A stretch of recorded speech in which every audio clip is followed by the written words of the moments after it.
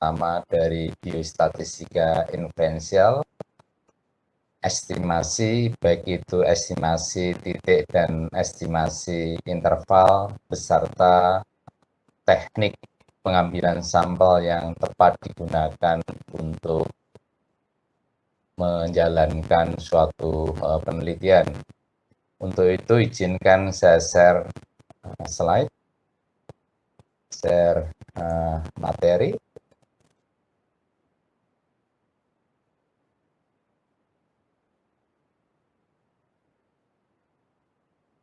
Mudah-mudahan slide ini sudah tampak di hadapan Bapak Ibu semuanya.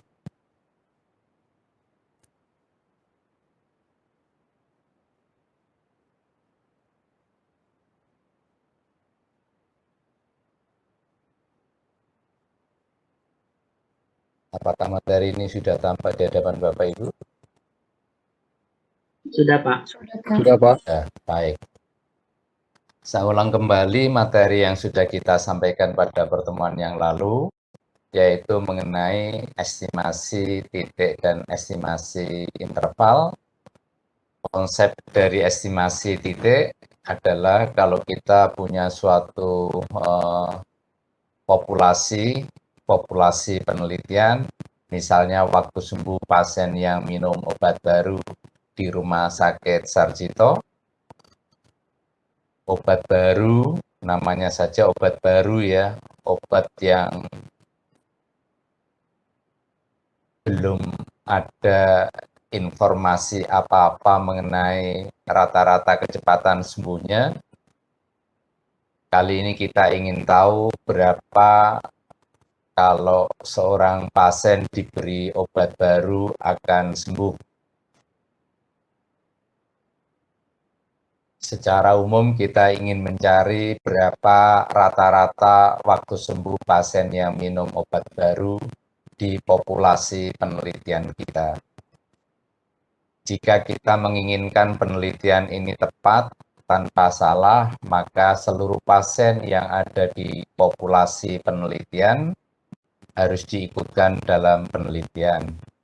Populasi penelitian pada umumnya ukurannya sangat besar, sehingga untuk menjalankan penelitian yang melibatkan seluruh pasien yang ada di populasi penelitian memerlukan biaya yang mahal, waktu yang lama, tenaga yang dibutuhkan banyak.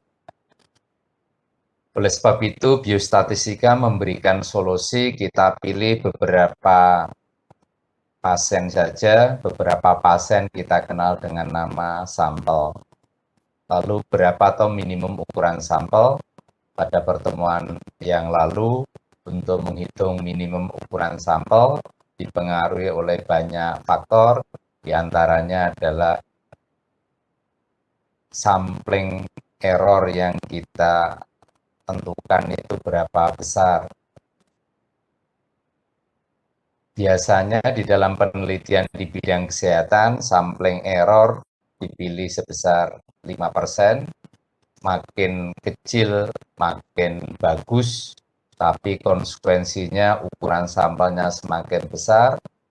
Kalau dengan memilih 5%, andai kata ukuran sampelnya masih besar, peneliti tidak mampu untuk menjalankan penelitian yang ukurannya masih besar, lalu di dalam penelitian di bidang kesehatan masih ditoleransi, diberi batasan sampling error itu maksimum 10%. Lalu yang kedua, tingkat keyakinan, tingkat kepercayaan, tingkat konfidensi. Secara internasional disepakati 95%, tapi makin besar tingkat keyakinan makin bagus, konsekuensinya ukuran sampelnya makin besar. Begitu juga ukuran sampel dipengaruhi oleh ukuran populasi. Suatu penelitian dengan populasi yang sangat besar, tentu saja ukuran sampelnya berbeda dengan populasi yang ukurannya tidak begitu besar. Di dalam contoh yang kita sampaikan pada pertemuan yang lalu, minggu yang lalu, misalnya saja ukuran sampelnya 50, lalu bagaimana cara memilih 50 di antara sekian banyak pasien yang ada di populasi penelitian. Misalnya saja populasinya ukurannya 1000, bagaimana cara memilih 50 di antara 1000 yang biasa dikenal dengan nama teknik pengambilan sampel. Nah, teknik pengambilan sampel macamnya banyak, simple random sampling, stratified, cluster, dan yang lainnya. Lalu dengan mengambil sampel berukuran misalnya 50 dengan teknik sampling yang benar, kita bisa menghitung misalnya rata-rata kecepatan sembuh pasien yang minum obat baru pada sampel yang kita punyai. Lalu hasil itu kita gunakan untuk mengestimate, menduga, meramalkan rata-rata populasinya. Karena yang digunakan untuk menduga, mengestimate, meramalkan hanya menggunakan satu nilai saja, lalu konsep seperti itu dinamakan estimasi titik. Nah, estimasi tidak hanya titik, bisa berupa interval dengan cara menentukan tingkat keyakinan. Dengan diketahuinya tingkat keyakinan, kita bisa menghitung batas bawah dan batas atas interval. Lalu hasil batas bawah dan batas atas kita gunakan untuk mengestimate, menduga rata-rata populasi. Itu yang kita pelajari pada pertemuan yang lalu. Pagi hari ini kita akan melanjutkan ya konsep dari biostatistika interval, biostatistika inferensial bagian yang kedua yang kita namakan uji hipotesis. Konsepnya seperti apa? Seperti biasa, di dalam suatu penelitian, peneliti harus menentukan populasinya itu seperti apa. Nah, di dalam contoh ini, populasinya adalah waktu sembuh pasien yang minum obat baru di Rumah Sakit Sarjito yang banyaknya sama dengan 1000.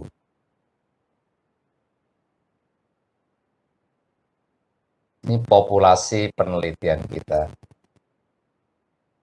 Nah, yang dinamakan hipotesis itu apa toh? Banyak orang mendefinisikan hipotesis itu dugaan sementara. Tetapi saya menggunakan konsep yang lain, hipotesis adalah statement, pernyataan yang dikeluarkan oleh orang yang berkecimpung dalam bidangnya. Kalau populasi penelitian kita itu adalah waktu sembuh pasien yang minum obat baru di Rumah Sakit Sarjito, kira-kira siapa yang berhak memberikan statement, siapa yang berhak memberikan pernyataan, siapa yang berhak memberikan hipotesis. Tentu saja banyak orang yang bisa memberikan statement, tapi salah satu orang yang punya power yaitu Direktur Rumah Sakit Sarjito. Direktur Rumah Sakit Sarjito memberikan statement pernyataan hipotesis yang diberi lambang H1, ada textbook yang menggunakan lambang HA, hipotesis alternatif.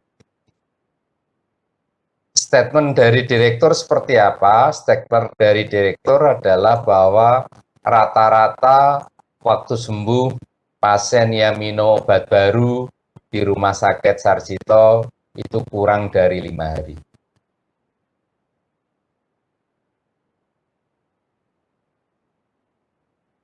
Nah, kenapa Direktur Rumah Sakit Sarjito bisa memberikan statement seperti ini? Orang yang expert di bidang tertentu memberikan statement, pernyataan, hipotesis pasti punya dasar. Kira-kira dasar apa yang digunakan direktur untuk memberikan statement? Dasar yang digunakan untuk memberikan statement salah satunya adalah berdasarkan pengalaman direktur Rumah Sakit Sarjito selama ini. Sebelum menjadi direktur Rumah Sakit Sarjito ini yang menjadi dokter yang ada di Rumah Sakit Sarjito, selalu mengobati pasien yang menderita penyakit tertentu di Rumah Sakit Sarjito menggunakan obat standar, obat yang ada di pasaran, obat yang sudah digunakan bertahun-tahun, obat yang harganya murah. Nah, pengalaman selama ini, kalau pasien diberikan obat standar, itu 5 hari akan sembuh. Nah, yang diteliti sekarang ini kan bukan obat standar, tapi yang diteliti adalah obat baru. Obat baru itu obat yang didesain sedemikian rupa, efek sampingnya kecil, tapi harganya lebih mahal. Efek sampingnya lebih kecil. Nah, kalau pengalaman direktur, pasien yang menderita penyakit tertentu diberi obat standar, obat yang murah, itu dapat sembuh dalam waktu 5 hari, tentu saja obat baru yang harganya mahal, efek sampingnya kecil, tentu saja logika kita, logika direktur akan mengatakan bahwa rata-rata waktu sembuh pasien yang minum obat baru itu kurang dari 5 hari. Itu salah satu alasan kenapa direktur memberikan statement seperti ini. Bisa juga berdasarkan literatur review, berdasarkan kajian, berdasarkan artikel-artikel yang dibaca oleh Direktur Rumah Sakit Sarjito, lalu Direktur bisa memberikan statement seperti yang terlihat di dalam slide ini.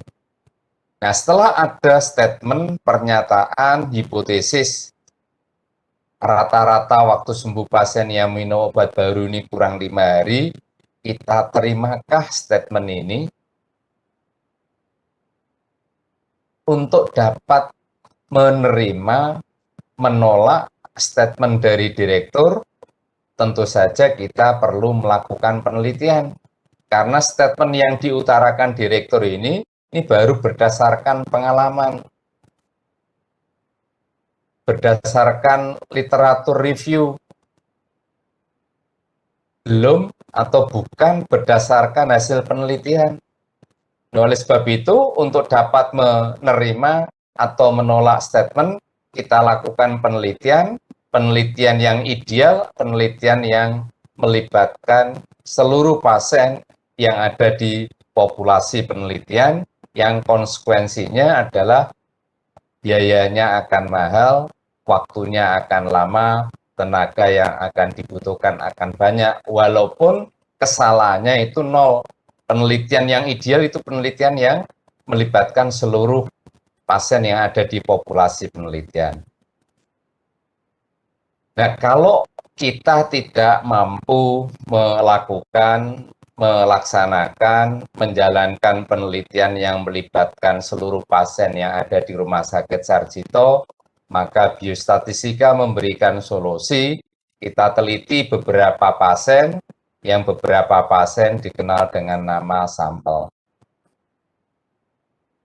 Lalu berapa ukurannya? Pertemuan yang lalu sudah saya utarakan, ya, ukuran sampelnya, banyak faktor yang mempengaruhi. Misalkan saja berdasarkan formula tertentu, rumus tertentu, minimum ukuran sampelnya 50, lalu kita pilih 50 di antara 1000 dengan menggunakan teknik sampling yang tepat, apakah simple random sampling, stratified atau yang lain. Kemudian 50 pasien yang terpilih dalam penelitian ini kita catat. Yang pertama sembuhnya itu berapa hari, misalnya 6 hari, yang kedua sebut saja 4 hari, yang ketiga misalnya 5 hari, lalu yang ke-50 sebut saja 3 hari. Ini hasil penelitian kita. Kemudian kita hitung rata-ratanya, rata-rata sampel, itu lambangnya adalah X bar. Dalam contoh ini 3,8 hari dengan deviasi standar sampel, lambangnya adalah S. Ini hasil penelitian kita, khususnya yang rata-rata 3,8 hari. Dengan hasil yang seperti ini, dapatkah kita menerima, dapatkah kita menolak statement dari direktur? Nah, untuk dapat menerima atau menolak statement dari direktur, tentu saja ini kita bandingkan hasil penelitian kita, rata-rata waktu sembuh 50 pasien yang terpilih dalam penelitian ini, itu 3,8, statement dari direktur, rata-rata waktu sembuhnya kurang 5 hari. Ada perbedaan sebesar 1,2 hari. Kalau 1,2 hari ini dikatakan beda yang signifikan, beda yang besar, beda yang nyata, bermanfaat, maka statement dari direktur kita terima. Yang berarti, oh memang benar rata-rata waktu sembuh pasien yang minum obat baru itu kurang 5 hari, dengan kata lain obat baru lebih efektif dibandingkan obat standar. Kalau obat baru lebih efektif dibandingkan obat standar, maka Direktur Rumah Sakit Sarjito bisa membuat kebijakan untuk mengganti obat standar dengan obat baru. Itulah kenapa kita pilih tadi yang memberikan statement itu Direktur Rumah Sakit Sarjito. Karena sebagai direktur dia bisa membuat kebijakan seperti yang tadi saya utarakan, karena hasil penelitian menunjukkan obat baru lebih efektif dibandingkan obat standar, maka Direktur Rumah Sakit Sarjito bisa membuat kebijakan untuk mengganti obat standar dengan obat baru.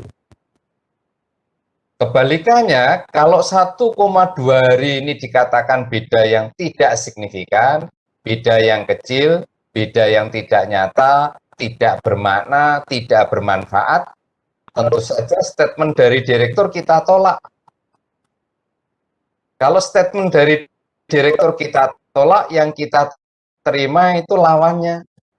Lawan dari H1 itu dilambangkan dengan H0.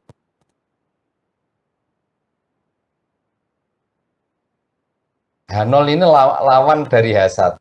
Kalau H1-nya rata-rata waktu sembuh pasien yang minum obat baru kurang 5 hari, maka hipotesis nolnya rata-rata waktu sembuh pasien yang minum obat baru lebih besar atau sama dengan 5 hari. Dengan kata lain, obat baru tidak lebih efektif dibandingkan obat standar. Nah, kalau obat baru tidak lebih efektif dibandingkan obat standar, maka tentu saja Direktur Rumah Sakit Sarjito tidak boleh membuat kebijakan untuk mengganti obat standar dengan obat baru. Nah, sekarang permasalahannya adalah bagaimana cara kita bisa tahu bahwa 1,2 hari itu dikatakan beda yang signifikan atau beda yang tidak signifikan. Beda yang besar atau tidak, beda yang nyata atau tidak, bermakna atau tidak, bermanfaat atau tidak. Nah, di dalam biostatistika ada 3 cara yang bisa kita gunakan untuk mengatakan 1,2 hari ini beda yang signifikan atau tidak. Cara yang pertama adalah membandingkan uji statistik dengan tabel yang bersesuaian.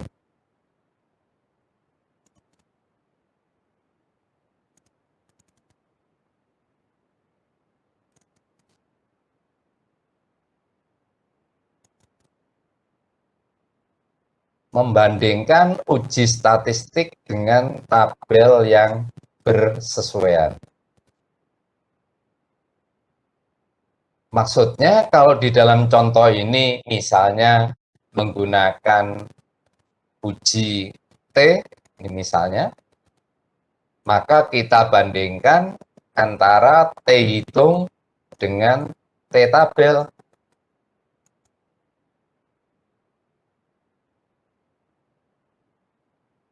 Kalau uji yang dipakai adalah uji set, tapi set ini bukan karena Zulaila ya, uji set, lalu dibandingkan dengan tabel set. Dan seterusnya. Ini cara yang pertama. Nah, cara pertama ini kita pilih jika mengolah data hasil penelitian pakai hitungan kalkulator atau menggunakan sempoa, maka cara yang pertama ini yang kita pakai. Tetapi kalau hasil penelitiannya itu kita olah menggunakan paket program statistik tertentu, menggunakan SAS, Statistical Analysis System, atau menggunakan Stata, Statistical Analysis, menggunakan BMDP, Biomedical Data Program, menggunakan SPSS, Statistical Package for Social Sciences, atau menggunakan paket program Minitab, atau menggunakan paket program R, maka output dari salah satu paket program yang saya sebutkan itu memberikan informasi kepada kita mengenai nilai P. Nilai probabilitas, istilah kerennya adalah p-value. Kita bandingkan p-value dengan besarnya alfa. Alfa ini probabilitas berbuat kesalahan tipe 1. Kita bandingkan p-value dengan alfa. Ini cara yang kedua kalau mengolah datanya menggunakan paket program. Lalu cara yang ketiga,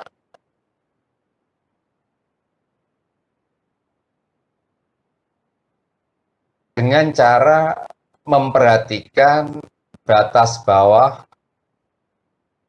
dan batas atas interval. Pertemuan yang lalu sudah saya utarakan ya mengenai estimasi interval, kita bisa menghitung batas bawah dan batas atas interval. Nah, untuk kuliah biostatistika kali ini kita akan memanfaatkan cara yang nomor 2. Pada saatnya nanti kita akan memanfaatkan yang nomor 3. Nah, yang nomor 1 ini mungkin agak jarang karena kita harus menyiapkan kalkulator, menghitung pakai manual. Kita akan manfaatkan nomor 2 dan nomor 3 untuk bisa mengatakan 1,2 itu dikatakan beda yang signifikan atau beda yang tidak. Jadi 3 cara ini bisa dilakukan. Baik.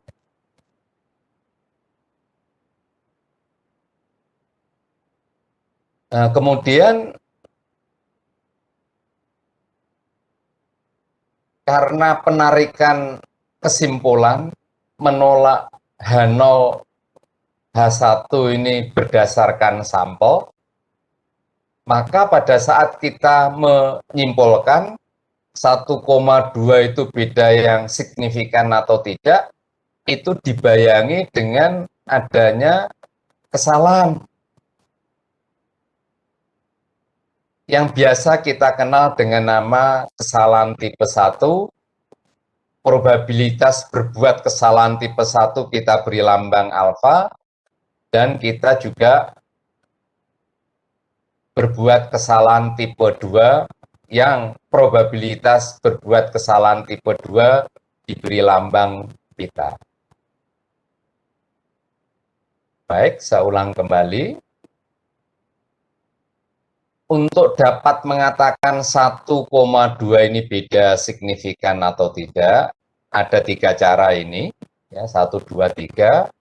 Tetapi untuk menyimpulkan H0 itu nanti diterima atau ditolak, ya ekivalen 1,2 ini beda besar atau kecil, signifikan atau tidak, itu kan berdasarkan sampel, berdasarkan penelitian yang melibatkan 50 pasien, bukan berdasarkan 1.000 pasien yang ada di populasi penelitian.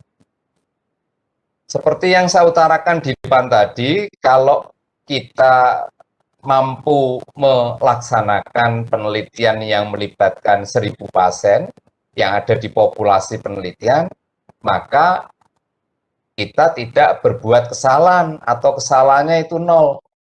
Karena seluruh, ini kesalahannya nol, karena seluruh subjek kita ikutkan. Kesalahannya akan nol, atau penelitian yang ideal itu penelitian yang melibatkan seluruh pasien yang ada di populasi penelitian. Ekivalen kesalahannya itu nol. Artinya kita tidak berbuat salah. Tetapi di ilustrasi ini yang kita lakukan kan bukan penelitian yang melibatkan 1.000,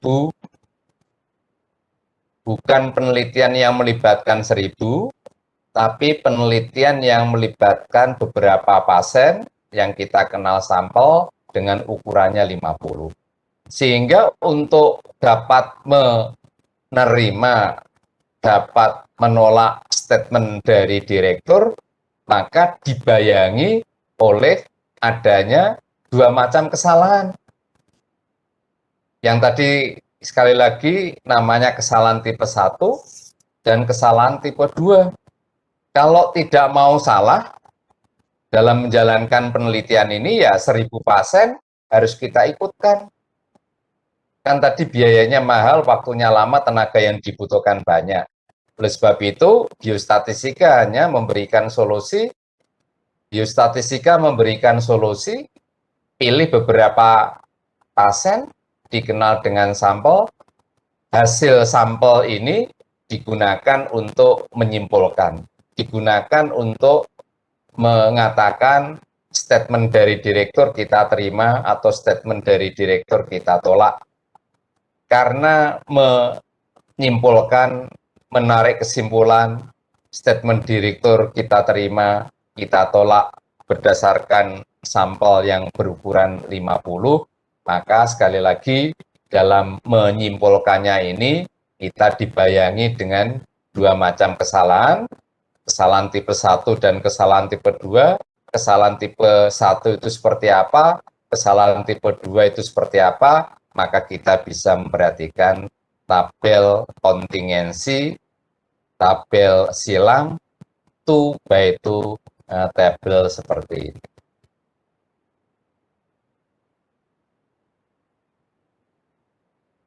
Keputusan kita itu hanya ada dua, yaitu menolak H0. Menolak H0 ekivalen H1 kita terima, itu kalau statement dari direktur ini, kalau ya H1 kita terima, statement direktur ini kita terima, itu kalau 1,2 dikatakan beda yang signifikan. Kalau 1,2 dikatakan beda signifikan, itu statement direktur diterima, ekivalen H0-nya ditolak. Maka di dalam tabel ini, kemungkinan yang pertama adalah menolak H0. Menolak H0 itu ekivalen statement dari direktur kita terima. Ekivalen dengan 1,2 itu beda yang signifikan. Kemungkinan yang kedua adalah kalau 1,2 ini dikatakan beda yang kecil, beda yang tidak signifikan, maka statement dari direktur kita tolak. Yang kita terima adalah H0-nya. Jadi kemungkinan yang kedua adalah H0-nya kita terima. Dalam contoh ini kita tuliskan H0-nya tidak kita tolak. Ada dua kemungkinan dalam mengambil kesimpulan. H0 ditolak kalau 1,2 tadi dikatakan beda yang signifikan. Kalau 1,2 dikatakan beda yang tidak signifikan, statement dari direktur ditolak, ekuivalen H0-nya yang kita terima. Artinya tidak menolak H0. Jadi hanya ada dua kemungkinan saja dalam mengambil suatu keputusan. Lalu statement direktur itu bisa benar, bisa tidak benar. Jadi pada saat kita menjalankan penelitian tadi, ya statement dari direktur berdasarkan logika, berdasarkan pengalaman direktur, berdasarkan literatur review, itu bisa benar, bisa tidak benar. Sehingga kita tuliskan statement dari direktur itu benar, bisa tidak benar. Sehingga kita punya tabel yang melibatkan 4 sel. Sel yang pertama adalah kalau kita menolak H0, kenyataannya H0 benar. H0 benar kok ditolak. Harusnya kan H0 benar itu kita terima. Nah, kalau H0 benar kita tolak, maka kita berbuat kesalahan yang dinamakan kesalahan tipe 1. Probabilitas berbuat kesalahan tipe 1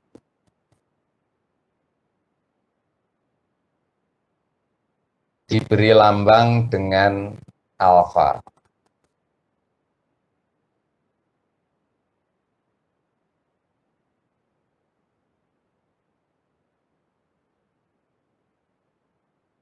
Kemudian sel yang sebelah kanannya, kita memutuskan menolak H0 yang kenyataannya H0 tidak benar. H0 tidak benar, kita tolak. Maka kita berbuat di jalan yang lurus. Jadi oke-oke saja. Ini bukan merupakan suatu kesalahan. Kemudian sel yang berikutnya, di bawah alfa, kita memutuskan tidak menolak H0, menerima H0, yang kenyataannya H0 benar. H0 benar, kita terima. Ini hal yang benar, di jalan yang lurus, oke-oke saja. Kemudian sel yang terakhir adalah kita memutuskan tidak menolak H0, menerima H0, yang H0 itu tidak benar. H0 yang salah, kita terima. Menerima, ya, tidak menolak H0, menerima H0, yang H0 tidak benar. H0 salah, kita terima. Maka kita berbuat kesalahan yang dikenal dengan nama kesalahan tipe 2. Probabilitas berbuat kesalahan tipe 2 itu diberi lambang dengan beta.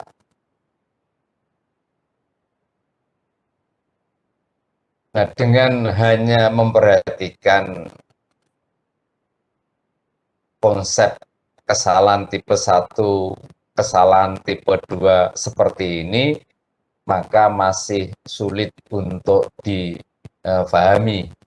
Nah, supaya lebih mudah difahami, maka kita berikan contoh yang sehari-hari, contoh yang umum. Contoh yang umum seperti apa agar supaya kita paham kesalahan tipe 1 dan kesalahan tipe 2. Contohnya begini, kalau ada seseorang kita curigai berbuat korupsi, siapa yang memutuskan orang tersebut itu benar-benar berbuat korupsi atau tidak? Saudara Sitka Hilda?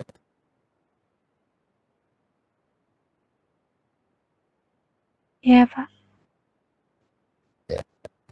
Siapa yang memutuskan seseorang yang kita curigai berbuat korupsi atau tidak berbuat korupsi?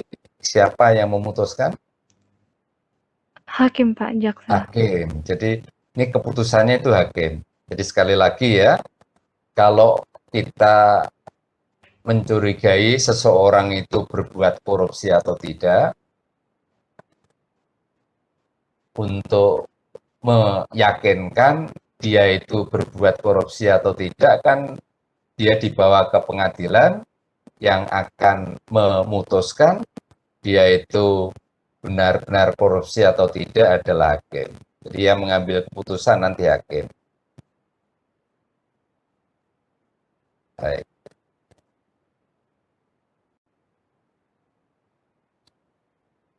Hakim dalam mengambil keputusan itu hanya ada dua kemungkinan, yaitu menghukum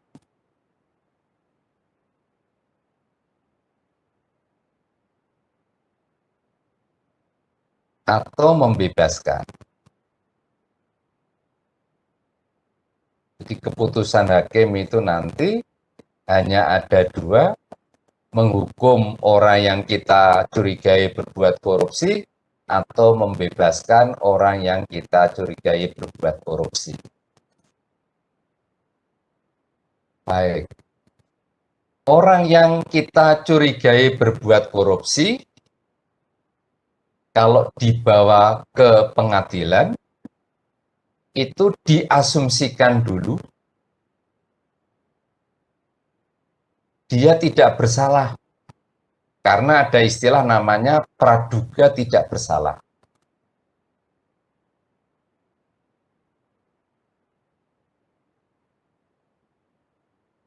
Jadi sekali lagi, orang yang kita curigai berbuat korupsi, kalau dibawa ke pengadilan, itu diasumsikan dulu dia tidak bersalah. Jadi di sini tidak bersalah, tidak salah, lawannya tentu saja salah. Sehingga kita punya sel, ya ada 4 sel. Ya, sel yang pertama, coba sel yang pertama ini mengatakan apa, Saudara Siska Wahyu Ningtyas? Sel yang pertama, terjadi kesalahan, Pak, karena dia ternyata dia tidak bersalah, kemudian dihukum. Iya, sel yang pertama ini adalah seorang hakim menghukum orang yang tidak bersalah. Orang tidak bersalah dihukum oleh hakim. Maka hakim yang demikian ini berbuat kesalahan tipe 1. Yang probabilitas berbuat kesalahan tipe 1 diberi lambang alfa. Baik, terima kasih. Lalu sel yang sebelah kanannya, Saudara Caroline. Saudara Caroline, sel yang berikutnya.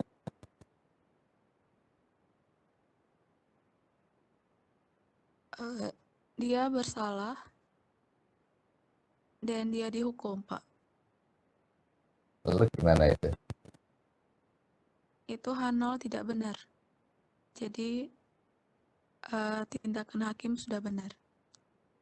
Baik, sel yang sebelah kanannya ini adalah seorang hakim menghukum orang yang bersalah. Orang yang bersalah dihukum oleh hakim. Ini hakim yang di jalan yang lurus. Oke-oke saja. Jadi hakim ini tidak berbuat kesalahan. Ya, ini oke-oke saja. Sehingga ini bukan kesalahan sel yang ini. Lalu sel yang di bawahnya, Saudara Sylvia Stefani.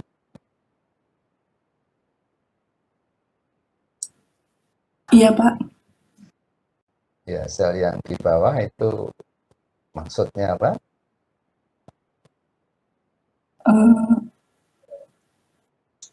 Hakim memutuskan Ya, bebas, tidak bersalah maka bebas. sel yang di bawah ini adalah seorang hakim membebaskan orang yang tidak salah. Orang yang tidak bersalah dibebaskan oleh hakim. Itu hakim yang benar. Yang benar, hakim yang di jalan yang lurus, yang seperti ini. Oke-oke saja, bukan merupakan suatu kesalahan. Lalu sel yang terakhir, Saudara Mastura Ayah. Ya, Pak. Ya, Hakim membebaskan orang yang bersalah, Pak. seorang hakim membebaskan orang bersalah. Orang bersalah dibebaskan oleh hakim. Maka hakim yang demikian itu berbuat kesalahan yang dinamakan kesalahan tipe 2. Nah, probabilitas berbuat kesalahan tipe 2 diberi lambang dengan beta. Nah, coba Anda renungkan ya dalam waktu beberapa menit. Ini seorang hakim itu bisa berbuat kesalahan tipe 1, bisa berbuat kesalahan tipe 2. Menurut Anda, yang fatal itu hakim berbuat kesalahan tipe 1 atau hakim berbuat kesalahan tipe 2. Ya, coba Anda pikirkan ya dalam waktu beberapa menit. Yang lebih fatal itu hakim berbuat kesalahan tipe 1 atau hakim berbuat kesalahan tipe 2.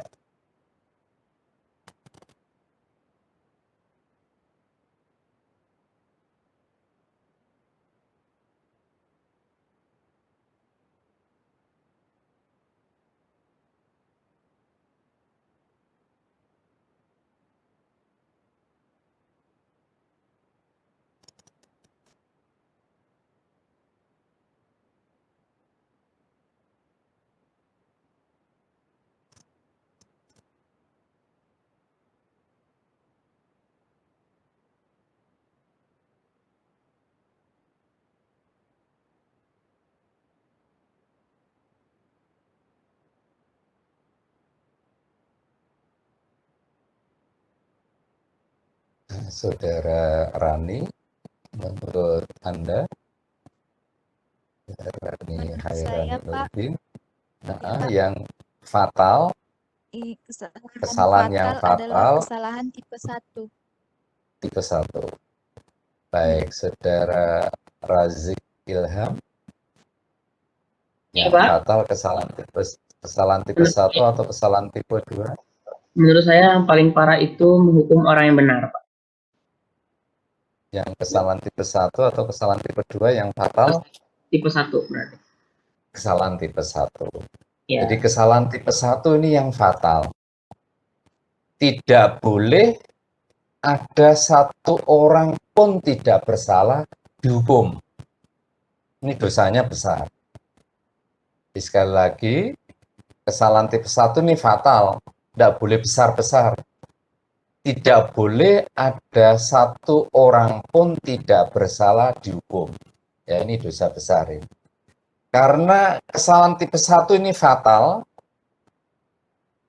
maka di dalam penelitian di bidang kesehatan, di dalam biostatistika, ini dipilih maksimumnya itu 5%. Karena ini fatal. Ya 4% ya makin baik. Namanya kesalahan 3% lebih baik. Cuma konsekuensinya makin kecil alfa, ukuran sampelnya nanti semakin besar. Jadi alfa ini tidak boleh banyak-banyak, tidak boleh tinggi, tidak boleh besar, karena ini fatal. Nah, beta ini kesalahan yang tidak begitu fatal, sehingga dalam penelitian di bidang kesehatan masih ditoleransi sampai maksimum kesalahannya itu 20%.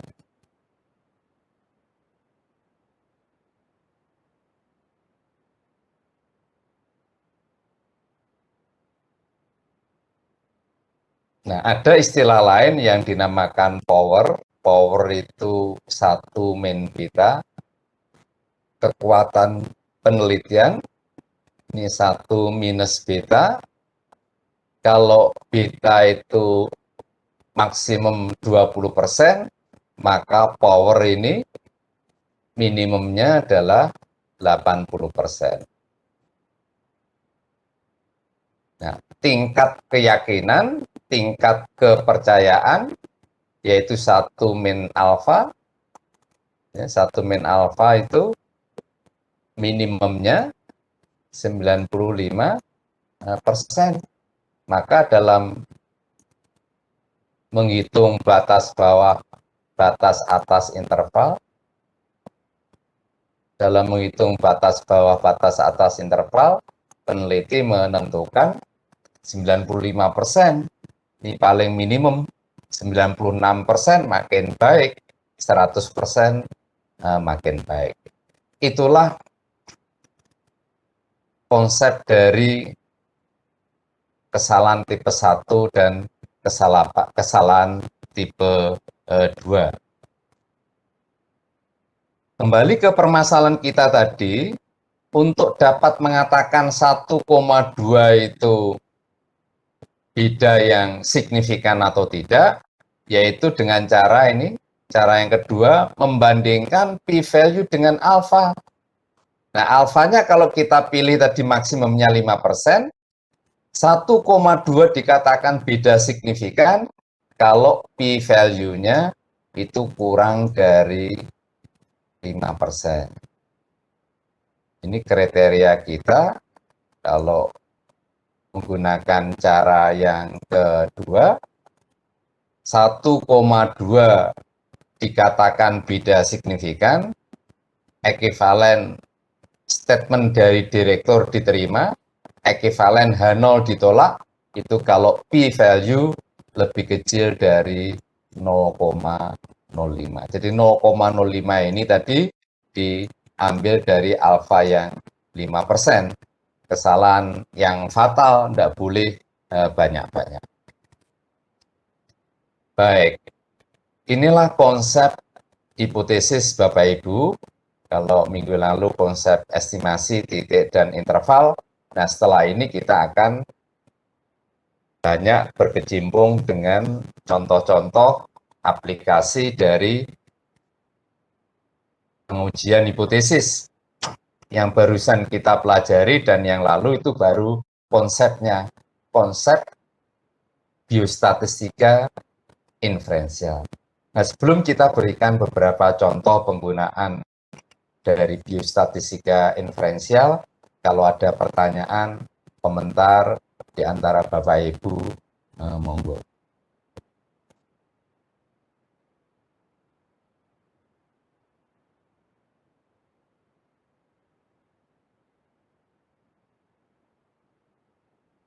Baik, kalau belum ada kita lanjutkan. Ini sudah mulai dengan aplikasi Bapak Ibu, yaitu kalau kita ingin membandingkan 2 macam obat, membandingkan 2 metode pembelajaran, membandingkan 2 metode operasi,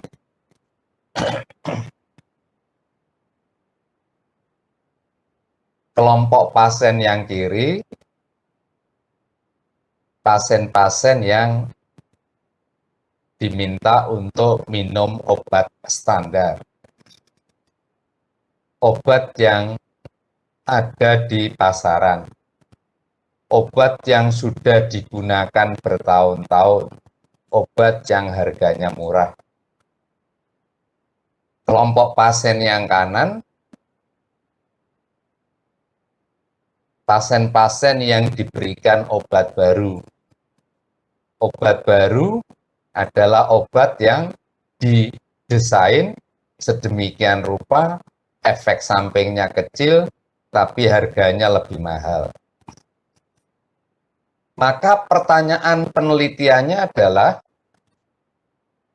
apakah obat baru lebih efektif dibandingkan obat standar? Ini pertanyaan penelitian. Hipotesisnya, obat baru lebih efektif dibandingkan obat standar.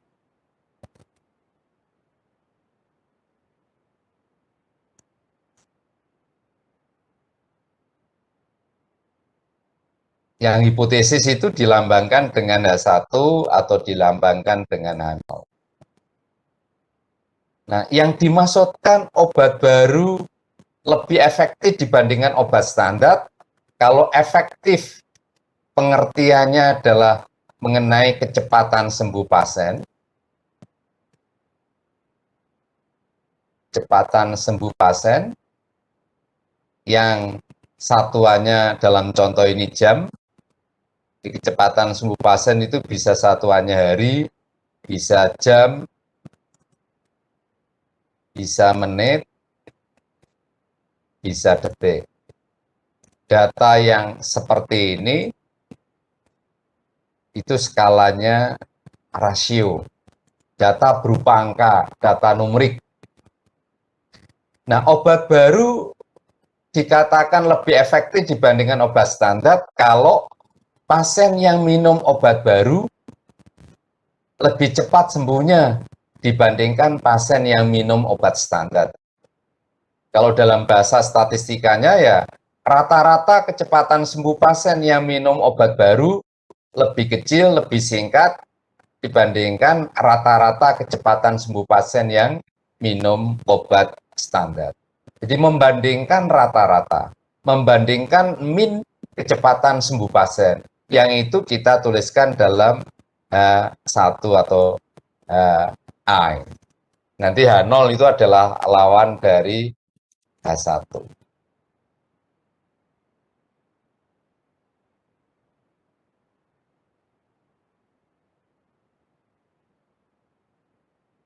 Ini langkah pertama dalam proses pengujian hipotesis. Kalau mau menggunakan cara yang pertama itu maksud saya tadi adalah ini ya, membandingkan uji statistik dengan tabel. Untuk sementara kita coba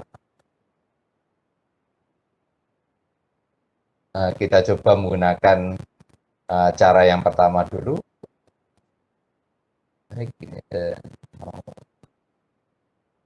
Mas Tura mau share konten? Mas Tura, ayah mau share konten? Maaf maksudnya? Pak, ketekan Pak. Oh, ketekan. Oh, baik ya. Ya, Pak. Ya. Baik, kalau menggunakan cara yang pertama, membandingkan uji statistik dengan tabel atau proses pengujian hipotesisnya itu pakai cara manual, menggunakan kalkulator, maka kita pertama-tama itu tadi adalah merumuskan H0 dan H1 dulu. Ini cara pertama. H0-nya seperti apa, H1-nya itu seperti apa. Langkah yang kedua adalah kita tentukan probabilitas berbuat kesalahan tipe 1, alfanya tadi secara internasional dipilih yang maksimumnya adalah 5%. Ini langkah yang kedua. Langkah yang ketiga, uji statistik apa toh yang cocok digunakan? Uji statistik. Uji statistiknya apa? Nah, di dalam contoh ini, uji statistiknya adalah uji T atau dinamakan kalau menggunakan paket program SPSS dinamakan Independent Sample T-Test. Ini ada formulanya. Ini yang tadi kita namakan uji statistik apa yang dipakai. Ini uji T untuk membandingkan dua min. Lalu langkah yang keempat, kriteria. Langkah keempat itu kriteria, kapan H0 ditolak, kapan H0 tidak ditolak. H0 ditolak kalau misalnya misalnya T hitung, ini T hitung lebih besar dari T tabel, atau T hitung lebih kecil T tabel, atau yang lain. Jadi ini H0 ditolak apabila ini membandingkan antara T hitung dengan T tabel. Ini kita bandingkan dengan T tabel. Ini kalau menggunakan cara yang pertama. Lalu langkah yang kelima adalah perhitungan. Kita hitung T-nya berapa besar, kita lihat tabel T-nya berapa besar, bandingkan, baru kita bisa menarik kesimpulan. Ini kalau menggunakan cara yang pertama ya. Hitung-hitungannya menggunakan kalkulator, menggunakan sempoa, itu pakai cara yang seperti ini. Ya, prosesnya seperti ini. Nah, tadi saya mengatakan saya akan menggunakan cara yang nomor 2 atau cara yang nomor 3. Ya, tidak perlu detail seperti ini. Kalau detail seperti ini, mestinya Bapak Ibu sudah mendapatkan di level di bawah ya, proses yang seperti ini. Yang akan kita lakukan adalah cara yang kedua, yaitu dengan cara memperhatikan nilai P yang diperoleh dari paket program. Di sini pasti kita akan dapat ya, kalau mengolahnya itu menggunakan paket program, di sini kita akan punya yang namanya P-value.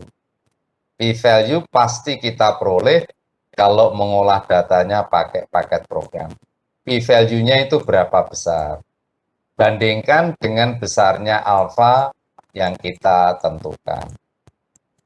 Ya, 5% atau 0,05. Sehingga kriterianya adalah H0 ditolak apabila P-value itu kurang dari 0,05. Kurang dari 0,05. Baru nanti kita simpulkan itu seperti apa. Baik. Nah, kalau data ini tadi kita olah menggunakan paket program dengan pilihan uji namanya adalah Independent Sample T-Test. Uji T yang membandingkan dua kelompok independen, yaitu kelompok pasien yang pertama yang banyaknya 30 diminta untuk minum obat baru. Masing-masing kita catat, kemudian rata-rata kecepatan sembuhnya adalah 35,9. Kelompok pasien yang kedua yang banyaknya 40 diminta untuk minum obat standar. Masing-masing dicatat kecepatan sembuhnya secara rata-rata 39, sekian. Kemudian kita bandingkan. Bedanya berapa besar? Saudara Clara Wahyu Purba Laras.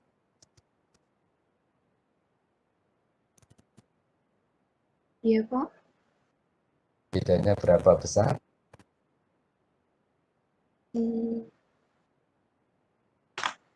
Beda ini ya, Pak. Iya. 4 Pak. Otoma ya. Baik.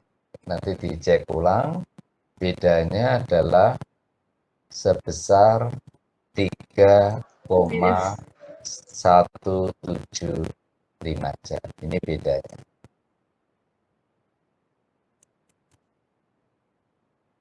Kemudian 3,175 jam ini dikatakan beda signifikankah, beda nyatakah, bermaknakah, bermanfaatkah?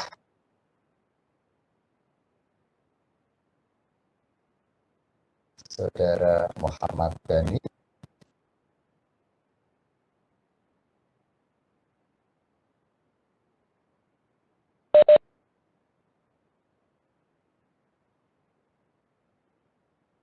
(3,175 jam ini beda yang bermanfaatkah, beda signifikankah, beda besarkah?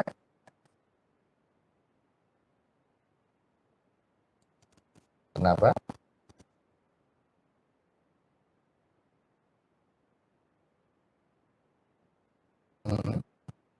Iya, cara yang nomor 2 tadi adalah untuk mengatakan 3,175 jam ini menggunakan cara yang kedua, yaitu dengan memperhatikan p-value. Nah, p-value di dalam output paket program ini ditulis dengan nama sig ya, signifikansi. Ini p-value-nya. Nah, tampak bahwa p-value-nya itu sebesar 0,009. Ini yang atas, kalau yang bawah 0,010. Kedua p-value ini di bawah 0,05. Maka 3,175 jam dikatakan beda yang signifikan, seperti yang diutarakan oleh Mas Muhammad Dhani tadi. Ini yang kita namakan cara yang kedua, ya, menggunakan cara yang kedua, memperhatikan nilai P, nilai probabilitas p-value. Kalau kita mau menggunakan cara yang pertama, yaitu memperhatikan ini T hitung. T hitung, lalu Anda siapkan tabel T. Berarti ini harus menyiapkan tabel. Agar supaya cara yang pertama bisa kita lakukan. Nah, untuk mudahnya, kita tidak perlu menyiapkan tabel T, tapi dengan hanya memperhatikan p-value yang kita bandingkan dengan besarnya alfa yang kita set 0,05. Baik, di dalam contoh ini ada p-value bagian atas, ada p-value yang bagian bawah. Lalu yang mana yang harus kita pilih? Apakah bagian yang atas atau bagian yang bawah? Kalau contoh ini mau dipakai yang atas maupun yang bawah, ini selalu benar, karena dua-duanya di bawah 0,05. Nah, suatu saat nanti bisa terjadi yang atas itu p-value-nya di atas 0,05, yang bawah di bawah 0,05, lalu mana toh yang kita pilih? Bagian atas atau bagian yang bawah? Nah, ini ada aturannya tentu saja. Nah, Saudara Putri Isna ini, kapan kita pakai p-value yang atas, kapan kita gunakan p-value yang bawah?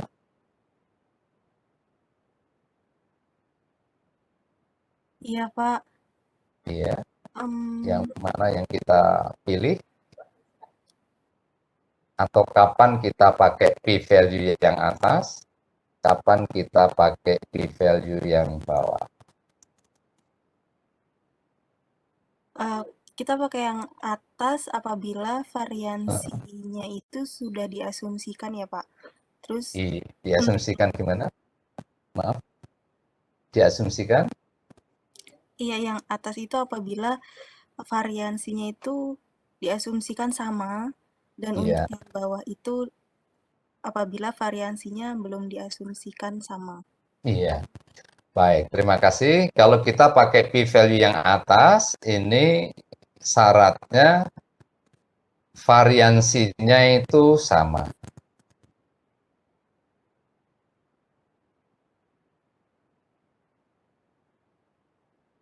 kita gunakan yang bawah kalau variansinya itu tidak sama.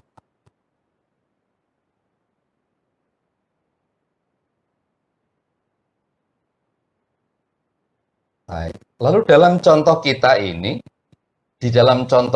ini, apakah variansinya itu sama atau tidak?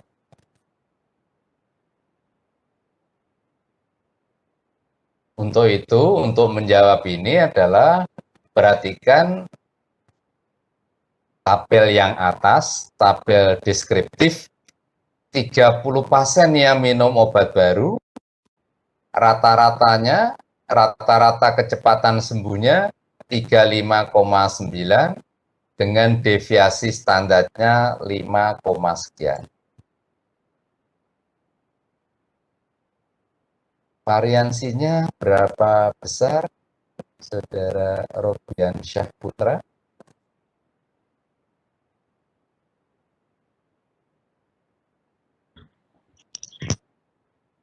Iya Pak, 0,92 Pak.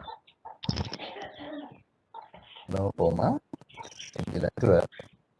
Baik, saya ulang ya. 30 pasien yang minum obat baru, rata-rata kecepatan sembuh pasiennya 35,9 jam. Dengan deviasi standarnya 5, sekian. Dengan teman sendiri, deviasi standarnya 5 lah begitu. Variansinya berapa besar, Mas Robian Syah Putra?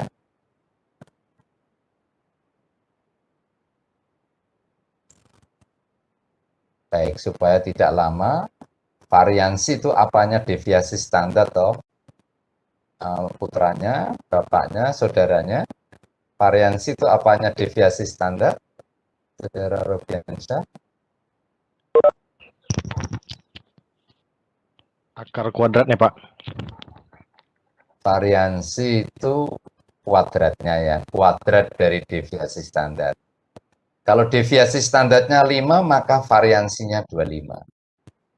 Ini variansi. Yang mau kita bandingkan kan variansinya. Ya, ini 25 untuk yang obat baru. Untuk yang obat standar, 40 pasien yang minum obat standar, rata-rata kecepatan sembuhnya 39, sekian, dengan deviasi standar 4, sekian. Dengan teman sendiri diambil 4 saja. Kalau deviasi standarnya 4, maka variansinya berapa besar? Tentu saja 16, variansinya 16 ya, 16. Lalu kita bandingkan 25 dengan 16. Itu bedanya 9. Nah, apakah 9 ini dikatakan beda yang signifikan? Kalau 9 dikatakan beda signifikan kalau Saudara Widya, 9 ini dikatakan beda signifikan kalau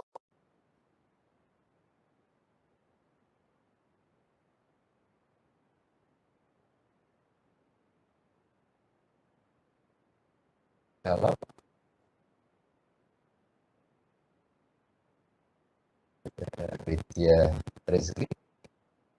Ya, Pak. 9 dikatakan beda signifikan kalau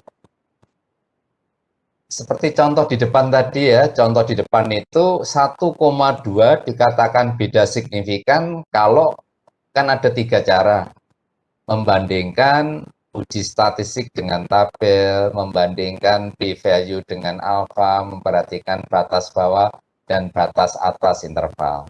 Nah, untuk contoh ini, 9 itu dikatakan beda yang signifikan kalau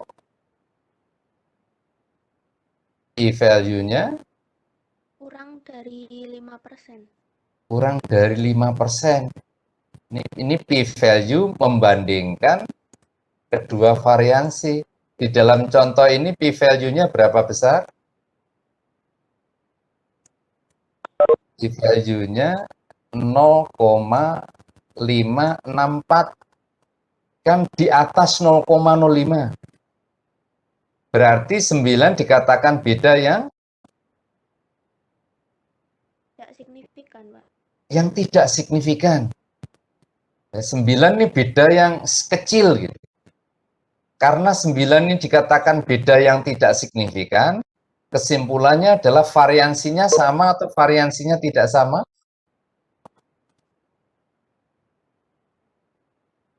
Sama, Pak. Variansinya sama. Karena variansi sama, maka p-value yang dipakai adalah p-value yang atas. Ini yang digunakan ya. Yang di bawah ini tidak kita pakai. Itulah cara memilih p-value bagian atas atau p-value yang bagian bawah. Baik, seperti dulu kesepakatan kita kuliahnya sekitar 45 menit. Ya, materi ini semuanya sudah kita sampaikan, artinya sudah kita letakkan di semester. Masih ada beberapa menit, kalau ada pertanyaan, komentar silahkan. Ya. Ini tadi kita baru manfaatkan cara yang nomor 1 atau cara yang nomor 2, khususnya yang nomor 2. Nah, Anda bisa menggunakan cara yang nomor 3 untuk mengatakan 3,175 jam itu beda signifikan atau tidak, yaitu memperhatikan lower tadi batas bawah dan upper nih batas atas. Nah, ini bisa digunakan untuk menyimpulkan 3,175 jam itu beda signifikan atau tidak. Yang ini tadi kan dengan menggunakan cara yang kedua, ini dikatakan beda signifikan karena p-value-nya kurang dari 0,05. Yang berarti obat baru lebih efektif dibandingkan obat standar menggunakan cara yang nomor 2. Menggunakan cara yang nomor pertama pun harusnya konsisten dan cara yang nomor 3 pun konsisten. Itulah yang bisa kita sampaikan untuk pertemuan kali ini. Untuk selanjutnya kita akan memanfaatkan contoh-contoh yang aplikasi seperti ini. Kalau yang kemarin-kemarin sampai yang tadi itu menggunakan konsepnya, tapi sekarang ini mulai kali ini ke depan ini lebih ke arah aplikasi. Misalnya contoh yang berikutnya pakai Mann-Whitney test, ya menggunakan dependent sample t-test, menggunakan Wilcoxon test dan yang lainnya. Baik, ini semuanya ke arah aplikasi. Untuk itu silakan dipelajari ya dari contoh-contoh yang ada di dalam slide kita. Komentar, pertanyaan dari Bapak Ibu semuanya.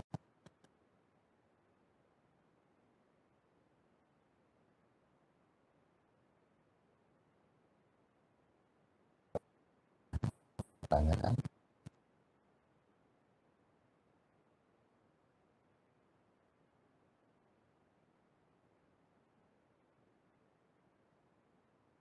Sekian banyak ya, masih ada berapa ini? 12 yang di kelas yang harusnya 14 ya.